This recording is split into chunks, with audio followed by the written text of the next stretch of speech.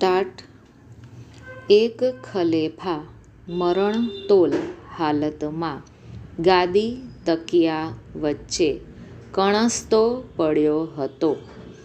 હકીમોએ કહ્યું કે જ્યારે ખલીફા સાહેબ પોતાના તકિયા નીચે એક સુખી માણસનું ખમીસ રાખીને સૂશે તો જ તેમનું દુઃખ ઓછું થશે.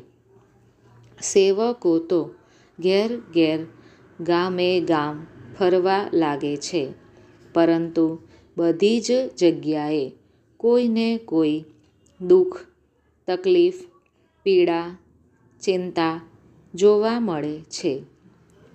તેવામાં તેમની નજર એક ગોવાળ ઉપર પડે છે. તેના ચહેરા ઉપર મસ્તી અને ખુશી દેખાય છે.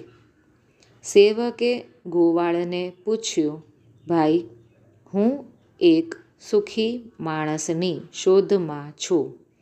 તું સાચે જ સુખી છે? મને તારું ખમીસ આપીશ?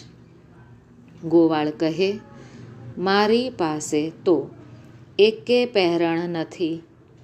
વાત ખલીફાને કાને પહોંચી ત્યારે તે વિચારમાં પડી ગયો.